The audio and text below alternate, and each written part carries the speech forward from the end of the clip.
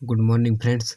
देखिए, आज आप सभी को पता है कि एग्ज़ाम्स यानी आरपीएफ कांस्टेबल के स्टार्ट हो गए हैं। 2 मार्च फर्स्ट शिफ्ट के हम सारे क्वेश्चंस का एनालिसिस करके डिस्कशन करेंगे कि कौन से क्वेश्चन पढ़ें, कौन से ना पढ़ें, कौन से टॉपिक इम्पोर्टेंट है, कौन से टॉपिक इम्पोर्टेंट नहीं है। क्योंकि एग्ज़ाम्स के लास्ट के दिनों में सबसे ज़्यादा इम्पोर्टेंट ये होता है कि आप कहाँ से कितना ज़्यादा रिवीजन करें। आप सभी को पता ही है कि कोई कोई कम टाइम में मैक्सिमम एफर्ट लगाकर रिजल्ट बना देता है। उसका सबसे इम्पोर्टेंट रीज़न यही होता है कि आप कितना कम पढ़ रहे हैं और मोस्ट इम्पोर्टेंटली कितने इम्पोर्टेंट टॉपिक पढ़ रहे हैं जो एग्ज़ाम से पूछे जा रहे हैं। आज हम सभी इसी का एनालिसिस करके चेक करेंगे कि कहाँ से कितना पढ़ना है। तो चलिए स्टार्ट करते हैं। देखिए, मैंने भी अभी आरपीएफ एसआई का एग्ज़ाम दिया था, जिसमें मेरे एग्ज़ाम नंबर काफ़ी अच्छे हैं, जिसमें मेरा फिजिकल हो के लिए नाम आ गया है। तो आपको ज़रूर बताना चाहूँगा कि कितना और कहाँ से कितना पढ़ना है। चलिए, सबसे पहले अगर हम बात करते हैं करंट अफेयर की, तो आपको पता है इस बार और पहले एसआई में भी यही हुआ था। करंट अफेयर का वेटेज काफ़ी ज़्यादा रहा था। आपको पता होगा 8 से 10 क्वेश्चन करंट अफेयर के हर शिफ्ट में आ रही थी। उसी बेसिस पे इस बार भी करंट अफेयर के क्वेश्चन आए हैं। जो फर्स्ट शिफ्ट की अगर हम बात करें, तो अभी तक सैन्य अभ्यास जो आर्मी एक्सरसाइज होती है उनसे पूछे गए हैं। इसी तरह के क्वेश्चन जो बुक्स एंड ऑफर हैं उनका भी पूछा गया है और भी रिलेटेड। देखिए, मोस्ट इम्पोर्टेंटली बात ये होती है कि आप कितना पढ़ रहे हैं। करंट अफेयर बहुत ज़्यादा है, अब कोई भी उसको कवर नहीं कर पाता, लेकिन फिर भी ये होता है कि मोस्ट ऑफ द टॉपिक इतने होते हैं जो बार बार रिपीट होते हैं। जैसे हम अब इसी में बात करें, तो अब देखिए ज़रा करंट अफेयर की बात करें तो करंट अफेयर में बुक एंड ऑथर जो रिसेंट में हुए हैं और जो भी हाल फिलहाल में बजट पेश हुआ था सेंट्रल गवर्नमेंट का, एंड देन जो स्टेट गवर्नमेंट के बजट होते हैं उनको भी आप ज़रूर नज़र मारें। इसी तरह जो भारत की जीडीपी है और अदरवाइज जो पहले से अनुमान लगा के बताते हैं भारत की जीडीपी कितनी होने वाली है, कितनी रहने का अनुमान है, और भी बहुत सारी चीज़ें, इन चीज़ों का भी बहुत सारा फ़र्क पड़ता है। इस तरह इकोनॉमिक जो कंडीशन होती है, जैसे कौन सा देश कितना ग्रोथ कर रहा है, भारत किस पोजीशन पर है, किस इकोनॉमिक क्राइसिस, कौन सा देश इकोनॉमिक क्राइसिस झेल रहा है, और जो आर्मी एक्सरसाइज है और अवार्ड, और जो अभी हमारे प्रधानमंत्री कौन से देश गए और कौन सी उन्होंने वहाँ पे मीटिंग्स अटेंड की हैं, इनसे काफ़ी ज़्यादा क्वेश्चन बन रहे हैं। तो आप इन टॉपिक को ज़रूर देख कर जाएँ। अब आगे हम बात करते हैं पंचवर्षीय योजना यानी इकोनॉमिक्स का जो हिस्सा है उसमें। इकोनॉमिक्स में देखिए ज़्यादा क्वेश्चन कोई खास ऐसा वेटेज नहीं दिख रहा है, क्योंकि जो क्वेश्चंस आ रहे हैं वो काफ़ी इजी हैं। मतलब ऐसा है कि आप नॉर्मल भी अगर आपको ने पहले से पढ़ा हुआ है तो आप क्वेश्चंस बना ले जाएंगे। जैसे पंचवर्षीय योजना कौन तैयार करता है, जो भी हाल फिलहाल में फर्स्ट शिफ्ट का क्वेश्चन हुआ था, योजना आयोग के बारे में क्वेश्चन था। इसी तरह मतलब इकोनॉमिक्स का ऐसा है, आप ज़्यादा डीप ना भी जाएँ तो भी चलेगा, बेसिक नॉलेज आपको होना चाहिए, उससे आप क्वेश्चन ईजिली बना पाएंगे। अब आगे इसी तरह हम साइंस की भी बात कर लें, तो साइंस में भी आप देखिए, साइंस में भी कुछ क्वेश्चन ऐसे बताए गए हैं जो बहुत ज़्यादा डीप है, यानी इलेक्ट्रॉन, प्रोटॉन, न्यूट्रॉन इनके अंदर से भी आए हैं। लेकिन मोस्ट ऑफ द केसेस में ऐसा हुआ है कि अगर 5 क्वेश्चन आ रहे हैं शिफ्ट में, तो 2 क्वेश्चन तो बहुत टफ है, लेकिन 3 क्वेश्चन ऐसे होंगे जो आप इजीली बना दे जाएंगे अगर आपने बेसिक पढ़ा हुआ है तो।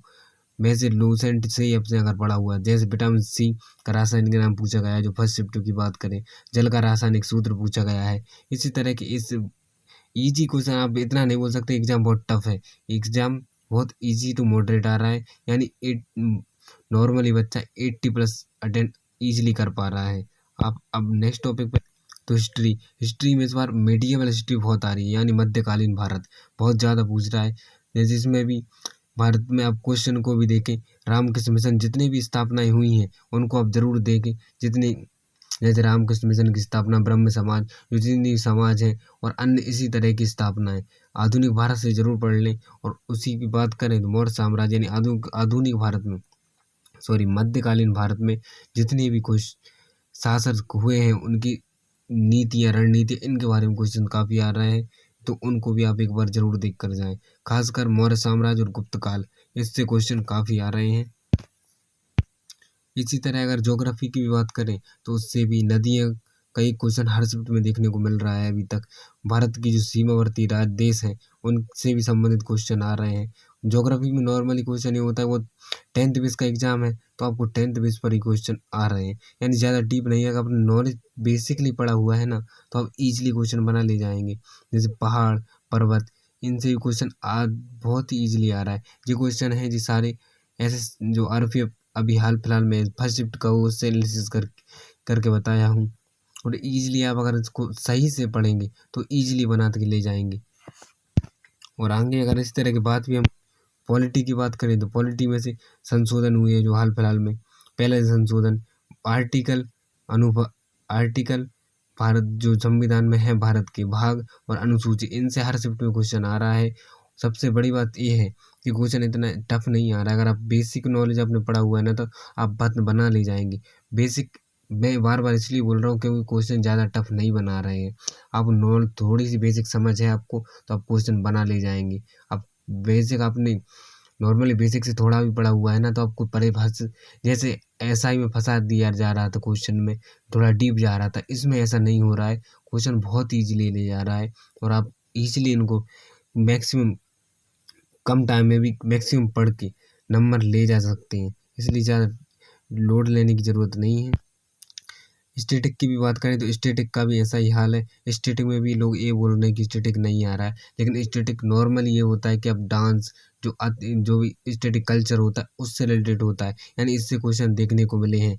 जैसे अभी हाल फिलहाल की फर्स्ट शिफ्ट की बात करें तो जगन्नाथपुरी का जो रथ यात्रा है उससे रिलेटेड क्वेश्चन आया था। जो गणगौर त्यौहार राजस्थान में मनाया जाता है उससे, मतलब अगर स्टैटिक की बात करें तो स्टैटिक क्वेश्चन आ रहा है लेकिन बहुत डीप जा रहा है। आप अगर नॉर्मल बेसिक पढ़ेंगे ना ऊपर से तो वहाँ फंस सकते हैं। इसलिए क्वेश्चन जो भी स्टैटिक, अगर आप कहीं का त्यौहार पढ़ें, नृत्य पढ़ें तो उसके थोड़ा सा अंदर जाके नहीं कोशिश जरूर करें, वरना आप ऊपर से पढ़ेंगे तो फंस सकते हैं क्वेश्चन में। इस चीज़ का जरूर विशेष ध्यान रखें।